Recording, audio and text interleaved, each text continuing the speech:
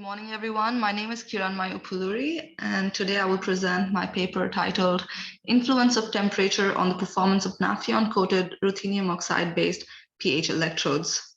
This research has been carried out at Lukasiewicz Research Network, Institute of Microelectronics and Photonics in Krakow, Poland.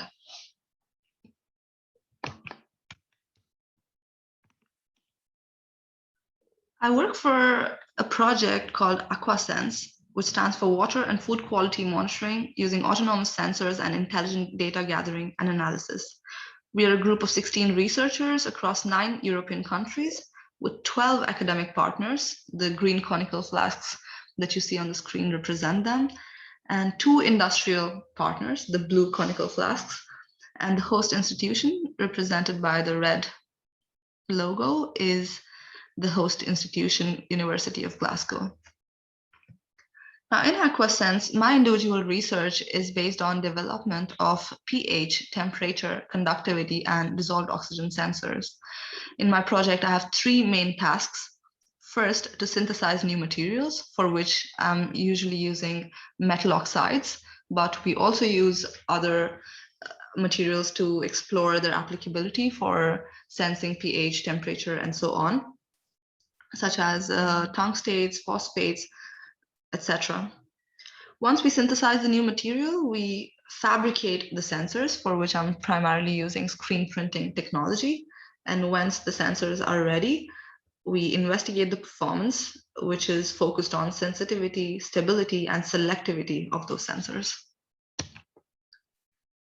Now, the first time that the pH scale was introduced was in 1909 by Søren P.L. Sørensen, a Dutch scientist.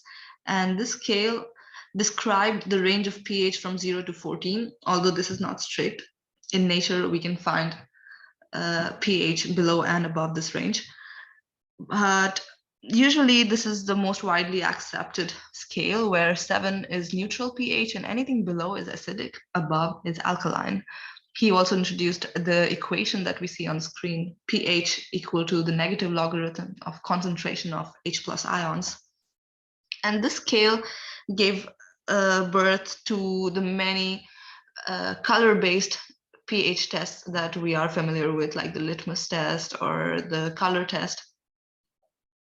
About 30 years later, US chemist Arnold Beckman was the first person to design the pH meter. Back then it was called acidimeter. There's a picture of it on the screen. And here the concept of electrodes, the potentiometric measurement, was introduced. And that was 1934, and it's 2021 now. And even today, the glass electrode is the most popular method of pH measurement.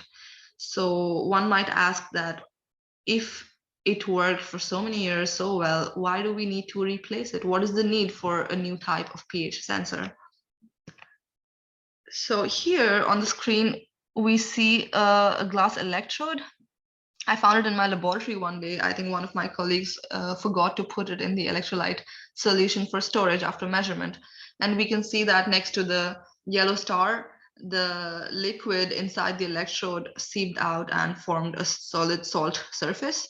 And next to the green star, there should be a blue bulb, which is where the measurement takes place, but it got dry and it cracked. So here is an example of the biggest disadvantage of glass electrodes. They are fragile. They need to have a wet storage. You can see that they're also a bit bulky. And that is why scientists came up with alternatives for this kind of measurement. And back in 1980, there was a legendary study by Foggenbach, which introduced metal oxide-based pH sensors. And years of studies have shown that ruthenium dioxide is one of the best materials for pH sensing because it's highly sensitive, it has a fast response time, low drift rate, and hysteresis. And both the pH electrodes, glass and metal oxide, are based on the principle described by the Nernst equation that we see on the screen. And to introduce you to Nafion, Nafion is a synthetic sulfonated tetrafluoroethylene-based copolymer discovered by Walter Groth in 1960 at DuPont Laboratories. And the reason why Nafion is so popular is because of its proton conducting property. So it only allows protons to pass through it, which is very widely accepted for application in proton exchange membrane fuel cells. The way we make these sensors is first we take a substrate. In our case, it's aluminum oxide. We print a layer of conducting paste on top of it, which is silver palladium paste in this case. We dry it, we fire it, and then we screen print another layer on top of it, which is the sensitive layer, ruthenium dioxide in this case. We dry it, fire it, and once that is done, we solder the copper wire on the conducting end of the sensor. And we don't want the conducting layer to come in contact with the electrolyte, because that would cause a short circuit. So we cover it with an insulator. In our case, it's a silicon resin. At this point, the sensor is ready for measurement, but before measurement, we hydrate it in distilled water for 24 hours. And once that is done, we divided the sensors into two groups. One group was unmodified, and the other group was modified by introducing a layer of Nafion on top of the sensitive area. So for this, we used a drop casting technique. When we look at the digital microscopy images of the electrodes at the same light exposure, we see that applying the layer of Nafion creates a very uniform protective layer on the microstructure of the sensitive electrode, meaning that we can be certain that the protons are the only ones reaching the sensitive area. Sensitivity results of pH measurement are pretty straightforward. If you can see in A and B graphs, the y-axis has the electromotive force, EMF, and the x-axis has the pH. And in graph A, measurements were made at 22 degrees Celsius, and we can see that both electrodes have excellent linearity. And the data from this graph is presented in the table under column A, and we see that both electrodes have very close to theoretical sensitivity. And in case of Nafion-coated ruthenium oxide-based electrode, this sensitivity is higher. So here we can see that Nafion helped to increase the sensitivity of the electrode. However, when we look at the response time, it also increased. And this is probably because introducing a layer of Nafion makes the transfer of protons rather slow, especially in basic media when there is a low concentration of protons anyway in the solution. Then in graph B, when the measurements were made at 80 degrees Celsius, once again, both electrodes have good linearity. But when we look at the sensitivity values in the table under column B, we see that the sensitivity is greatly reduced. However, once again, the electrode which has the Nafion coating has higher sensitivity. The response time behavior once again follows at high temperature, the response time is higher. However, on the other hand, the drift rate is much lower. So the sensitivity is reduced, and this is because when we increase the temperature, the elasticity of Nafion decreases, making it rather stiff. And also it has been reported in previous studies that it loses its ability to conduct protons at higher temperature. When we look at the dynamic response of the electrodes during heating and cooling, we see in graph A that when we heat the electrodes from 20 to 80 degrees Celsius, the EMF decreases. And in graph B, when we decrease the temperature from 80 to 20 degrees Celsius, the EMF increases. And when we put together these two behaviors in graph C, let's follow the heating curve first. From 20 to 80 degrees, EMF decreases. From 80 to 20 degrees, we see that EMF increases.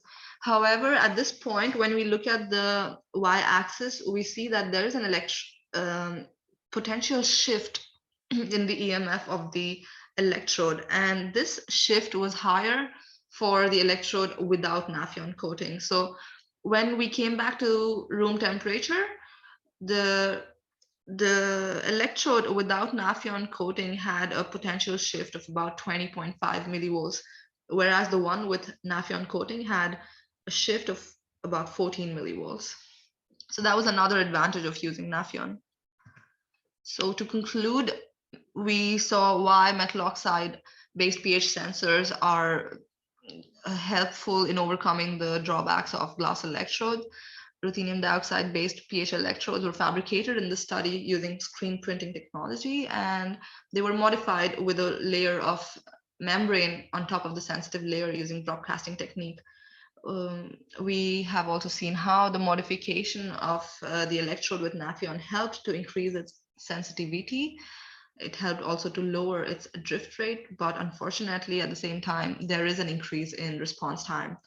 And we have also seen how at higher temperature, Nafion does not succeed in performing really well due to its loss in ability to conduct protons. I would really like to thank the organization team of IEEE FLEPS. It's a great honor to be speaking on such a nice platform. I would like to thank my co-authors for this paper. I would like to thank also Beata Sienkiewicz-Musialska for her help in digital microscopy and Andrzej Kapusta for his help in screen printing. Here we see on the screen a cartoon of the most famous selective membrane in the universe, which is the cell membrane. When I saw it, I thought to myself, this is probably what Nafion would say to a proton. This work was supported by the European Commission. And if you have any questions, please do not hesitate to write me on my email. Thank you very much for your attention.